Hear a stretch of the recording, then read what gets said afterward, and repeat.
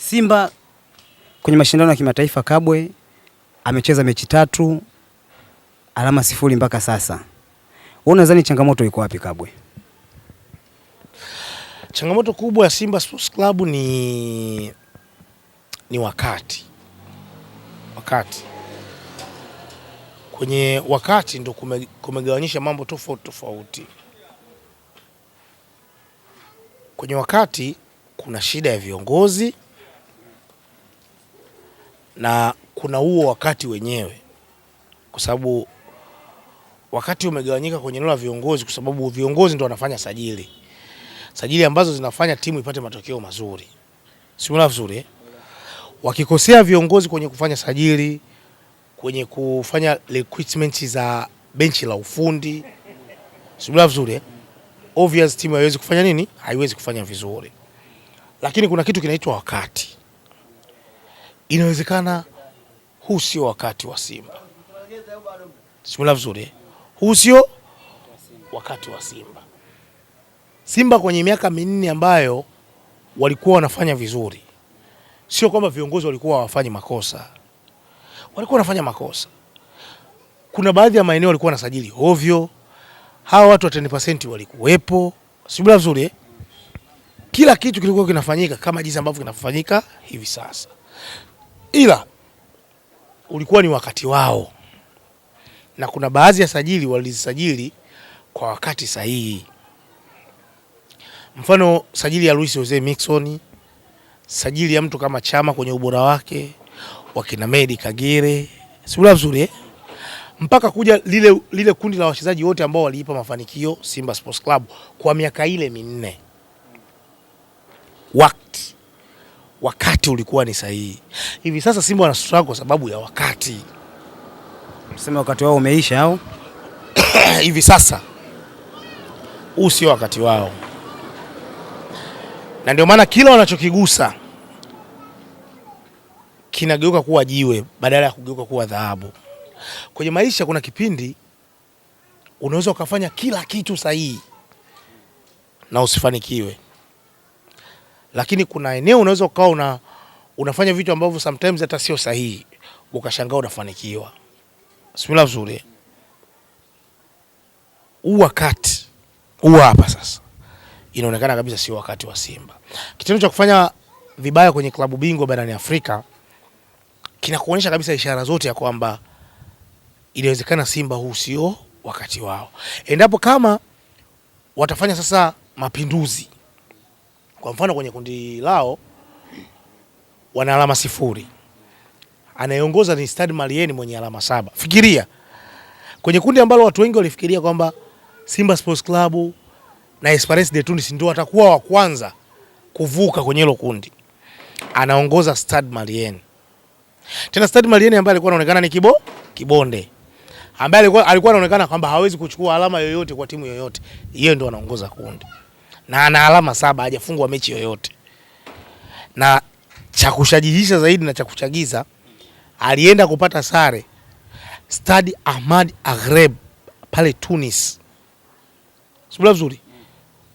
Pale Rades, sio Tunis, Rades, Tunisia. Alienda kupata sare dhidi ya mpinzani mgumu, bingwa mara 4 wa CAF Champions League, Esperance de Tunis. Simba kaenda pale juzi, kachezea goli 1. Linganisha kati ya Stade Malien na Simba Sports Club, ni ipi klabu ambayo ina hiyo quality? Obviously utarudi kwa nini? Kwa Simba. Lakini Simba alienda pale Stadio Ahmad Aghreb, kapokea kipigo. Stade Malien kaenda pale kaokota sare. Stade Malien kampasua 2-2 Petro de Luanda. Mnyama Simba Sports Club Lupaso pale Benjamin Mkapa atoki mtu. Hapo Lupaso. Mnyama Simba akafa goli 1 kwa Petro de Luanda hapo. Kila akijaribu kushambulia, mpaka kuna muda Morris Abraham alipata mpira, yuko na goli, funga sasa, akatoa nje. Wakati ukitoka hapo analalamikiwa viongozi. Ndio uone, si ndio kwamba wakati mashabiki kawaida ya mashabiki ndo nawaelewa, wako hivyo, hawawezi kufikiria kuhusiana na Morris Abraham alikosa nafasi ya wazi. Hawawezi kufikiria labda sijui kuna nafasi siku kama 3 hivi za wazi walizikosa Simba. Hawafikiri hicho kitu. Wao wanachofikiria ni juu. Yule mtu ambaye watamdondoshea mzigo wa lawama. Simula vizuri. Lakini end of the day ukichunguza kwa umakini sana kwenye mashindano ya kimataifa, inawezekana Simba usio wakati wao, wakajipange upya. True that. Na hata kama watafanikiwa kutoboa, inawezekana labda ulikuwa ni mwaka wa maajabu kwao. Simula vizuri.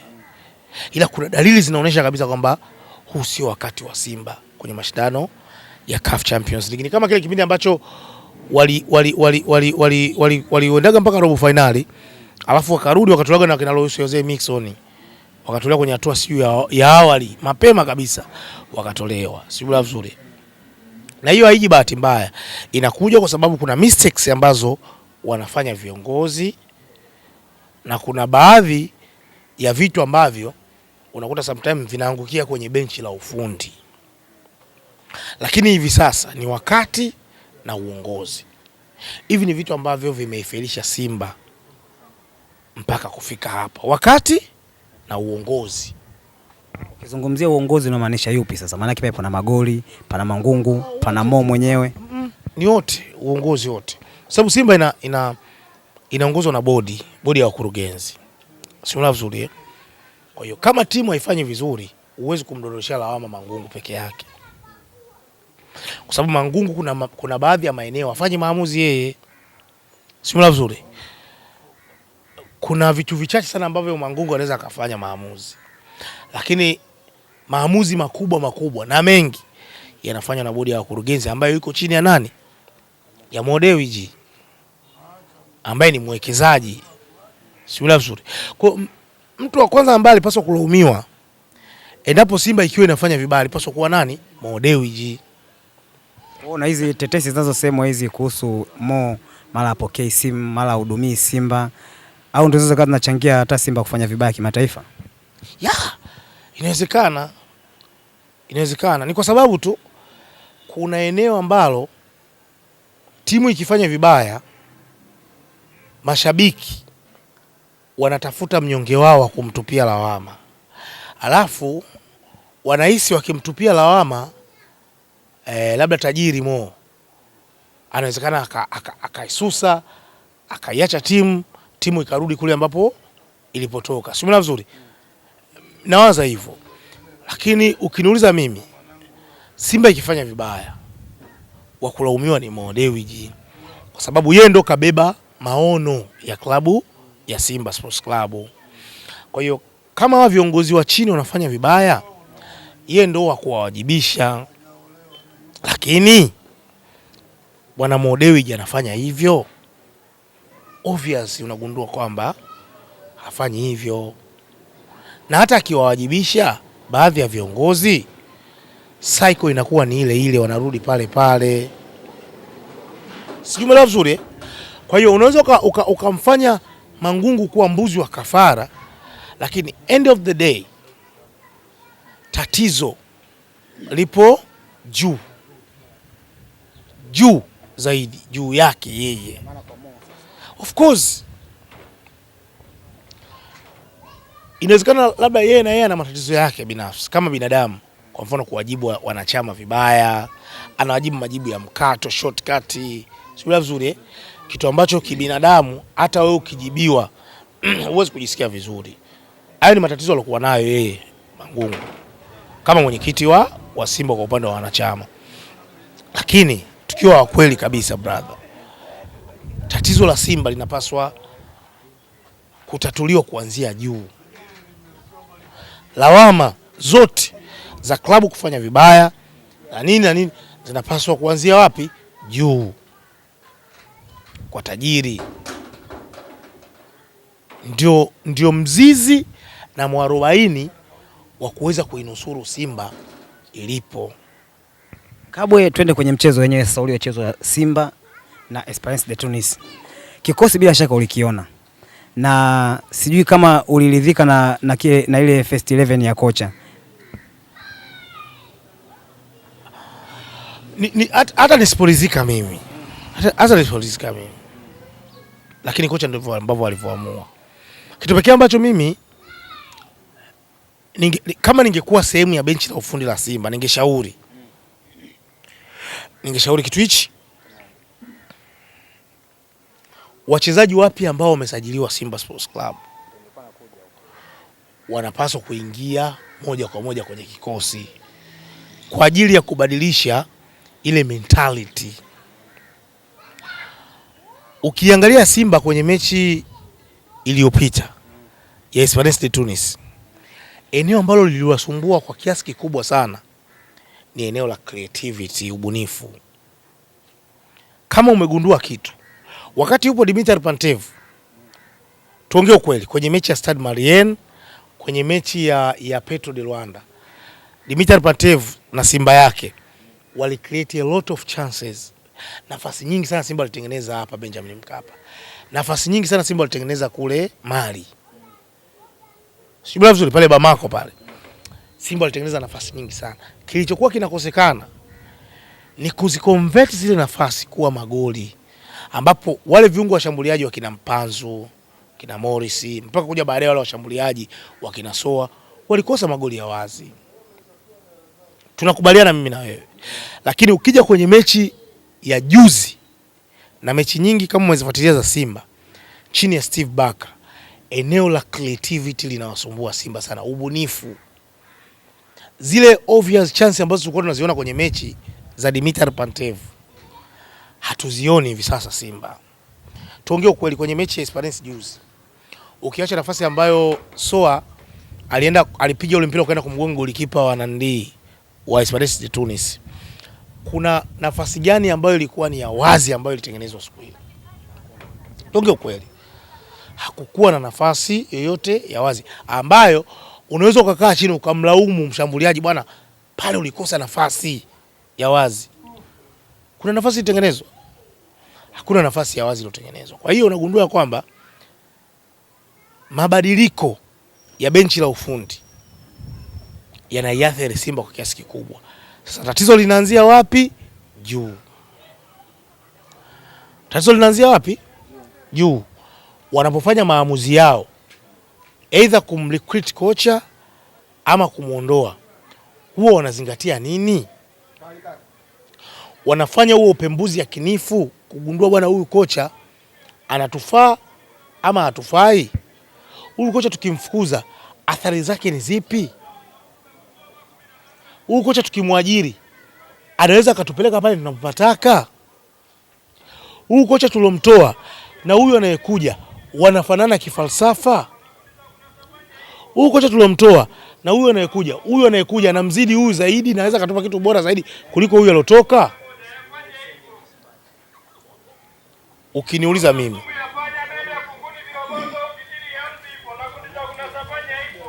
anapiga jamaa anauza. Tuendelee. Anauza sumu ya panya kaka, umeona? Haina shida. Umeona Ukiniuliza mimi, kama kuna kitu kinawasumbua viongozi wa Simba, na nafikiri wanahitaji huyo mtu wa ushauri wa masuala ya kiufundi, ni kufanya tathmini za kiufundi. Mawakala wanawaletea wachezaji wazuri sana Simba, wazuri mno, na watu hapo wanatakiwa watofautishe. Tunaposifu sajili za Simba, hatuwasifii viongozi tu, sio vizuri, kwa sababu viongozi na wao wanapata connection kutoka kwa mawakala, sio vizuri. Wale wachezaji wanaletewa na mawakala. Wanapoletewa na mawakala wale wachezaji, kuna wengine wanapatia na kuna wengine wanakosea. Sasa angalau kupunguza hayo makosa, walipaswa kuwa na huyo mtu wa kiufundi ambaye anaweza akawashauri vizuri sana ili kupunguza hayo makosa, kwa sababu ukipiga mahesabu, ndio maana na wasiwasi hata tajiri kuna muda inawezekana kama amekasirika. Ukipiga mahesabu ya wachezaji ambao Simba wamefukuza hapa katikati, wameondoa, ni wachezaji wengi sana wamevunjwa mikataba. Na ukumbuka, ukivunja mkataba lazima ufanye nini? Ulipe fedha. Hiyo fedha inatoka wapi kama sio kwa tajiri? Simla vizuri. Na yeye tajiri, kwa nini anatoa tu fedha tu? Anatoa fedha tu. Ikiwa anaona kuna vitu haviendi sawa. Na kama anaona kuna vitu haviendi sawa, kwa nini atoke hadharani kuja kufanya nini? Kuja kuchukua actions na kuambia bwana Simba hapa kuna hichi ili mashabiki wajue kinachoendelea kwenye klabu na wanachama. Kukaa kwake kimya na kutokuongea chochote. Maana sisi ni kwamba amekaa karibia miezi 6 hivi sasa inakimbilia. Umeona? Hakuna chochote anachokifanya pale Simba. Kukaa kwake kimya na kutokutoa labda huduma yoyote, bila hata mashabiki labda kujua labda tatizo ni yeye ama ni wale viongozi wengine. Yeye aoni kama anakosea zaidi? Simba ni klabu kubwa. Ni klabu ambayo Watanzania wengi wanaiangalia kama sehemu ya burudani na kuitangaza Tanzania. Sio vizuri. Ikifanya vibaya, sidhani kama kuna Mtanzania yoyote anaweza akawa anafurahia. Leo hii unaona Yanga, Simba wanafurahi hapa, mmoja akifungwa mwingine akishinda, kwa sababu wapo. Ila leo ikitokea mmoja wapo anaondoka, ule ushindani unakosekana, ladha ya mpira wa miguu wa Tanzania haitokuwepo. Sio vizuri. Kwa hiyo sio Yanga, sio nani ambaye anafurahia matatizo ya Simba, kuona Simba inaangamia, kwa sababu kunakuwa hakuna ushindani. Sasa hiyo ligi gani? Kwa hiyo kuna vitu ambavyo uongozi inabidi usort out, umalize hayo matatizo ili kuifanya Simba Sports Club kurudisha makali yake. Simba irudi, ianze kweli kupambana, watu tuone kweli Simba sasa wamerudi na wanapambana. Kwa mfano usajili waliofanya hapa dirisha dogo, usajili mzuri sana. Hata mechi ya Esperance de Tunis walicheza vizuri sana Simba. Walicheza vizuri sana, hasa kwenye kutengeneza mashambulizi kuanzia nyuma mpaka katikati. Ila kuanzia katikati kwenda mbele bado ilikuwa ni kisanga. Bado kuna kitu bado mwalimu Steve Barker anapaswa kukifanya. Sio vizuri, anapaswa. Kwa hiyo kwangu mimi naamini kabisa viongozi, mashabiki pamoja na wanachama wa klabu ya Simba wanapaswa kukaa pamoja na kusort out matatizo yao. Ndio haya matatizo yanayopitia yanaweza kufanya nini? Yakaisha. La sivyo, lawama, vurugu zitaendelea sana kutokea kwenye klabu ya Simba. Kabwe tulimzungumzia Libase siku zile wamemtambulisha na tulimchambua kwa kiasi, ukasema ni mchezaji mzuri sana. Vipi kiwango chake ulivyomuona siku ya mechi? Kila mtu alisema wow, huyu mtu ni hatari. Kila mtu. Sina doubt na kiwango cha Libase. Ni swala la muda tu. Na nafikiri ni star mpya kwenye klabu ya Simba, Libase. Kama Elie Mpanzu Kibisawala hatojiangalia mara mbili, basi Libase anakuja kuchukua utawala wake. Libase anafanyaje? Anakuja kuchukua utawala wa Elie Mpanzu Kibisawala kama hatojiangalia mara mbili, kwa sababu sasa hivi amekuwa anafanya vitu unnecessary sana. Sio mchezaji mbaya, ni mchezaji mzuri. Haki watu wanakuga hawaelewagi, sijui ukiwafafanulia baadhi ya vitu. Elie Mpanzu ni mchezaji mzuri, ila siku hizi amekuwa anafanya vitu vingi ambavyo havina umuhimu. Anakokota mpira pasipokuwa na ulazima wa kukokota mpira. Anashindwa kuachia pasi sehemu ambapo ni sahihi. Anapoteza mipira kirahisi mno, kitu ambacho kinaikosti klabu.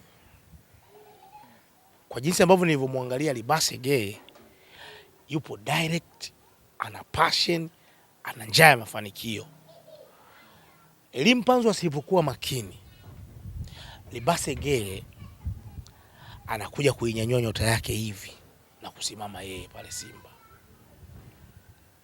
Anapaswa kubadilika haraka sana.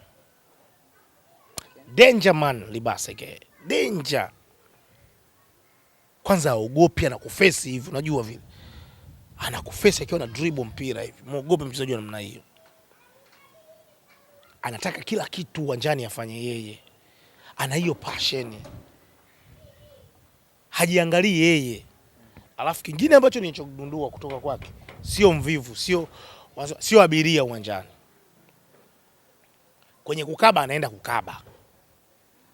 Labda aje hapa akabiziwe sasa mishangazi na yeye. Wampeleke Sinza sasa. Wakamalize uroto.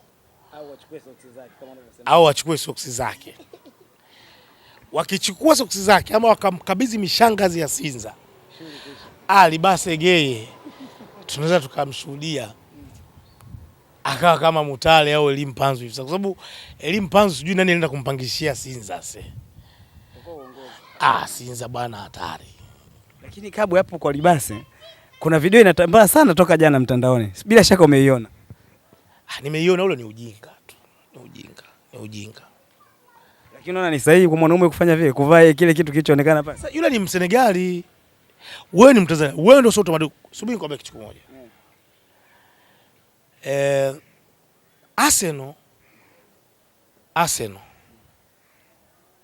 Liverpool. Na sasa hivi yuko na ndii. Huyu mchezaji yupo Monaco. Anaitwa Takuma Minamino. Takuma Minamino. Vipi tukiligeuza hilo jina likija kwenye upande wa Tanzania? Atazungumzia majina lakini Kabwe. Nazungumzia utamaduni na utofauti wa maeneo kwenye baadhi ya vitu. Sio vizuri. Wenzetu kwenye eneo la utamaduni na sisi tumetofautiana. Na ndio maana kuna kabila moja aliko sijui ni Botswana, sijui ni Namibia. Wanawake urembo wao wanatoboa mdomo hivi. Wanavalisha madude. Wewe mbona dada yako hajatoboa yale madude akavisha yale madude? Mbona havai? Aweke yale madude. Sio utamaduni wetu. Sio vizuri. Kwa hiyo sio kila tafsiri unaweza ukaitafsiri negative. Sio vizuri. Kila tafsiri inatokana na sehemu. Angekuwa ni Mtanzania ni mbongo. Angekuwa ni Mtanzania ni mbongo Libasege. Mimi ningeshtuka ningesema hivi vipi tena? Hivi vipi? Ila ni mtu kutoka Senegal. Hatujui utamaduni. Tena kwa mfano kama mimi nafahamu issue ya shanga kwa Afrika Magharibi ni hatari sana. Ni hatari, huwa ni danger. Yaani ni hatari kwa Afrika Magharibi, watu ambao wanafuatilia story tofauti kuhusiana na Afrika Magharibi. Huwa wanajilinda na masuala ya kishirikina. Sometimes huwa zinawasaidia kwenye issue za nini? Za masuala ya kishirikina. Sometimes huwa zinawasaidia kupata nguvu za ziada. Ukifuatilia hizo issue ya masuala ya kuvaa mashanga, sijui wengine wanavaga mpaka ilizi kwenye kiuno. Kwa sababu wanaamini huo utamaduni. Kwa sababu masuala ya asili haya Afrika Magharibi ndio kwao wamebobea. Sio vizuri. Kwa hiyo mimi siwezi kuitafsiri negative kwa sababu sio utamaduni wa Tanzania. Inawezekana ni utamaduni wa kwao. Labda kwao inawezekana mwanaume ndio anatakiwa avae shanga, mwanamke hataki kuvaa shanga. Wewe unasemaje? Tusimlaumu kwa hicho. Shida ni kwamba watu wanahukumu kwa njia za kishabiki. Inawezekana watu wanafanya utani kwa sababu ni mchezaji wa timu pinzani. Muone, lakini mimi hicho ambacho wanachokiongea, wanachokisema sidhani kama ni sahihi. Sasa kama wao wanaona ni sahihi au wanaona sio sahihi, wamtafutie mshangazi mmoja ammalize.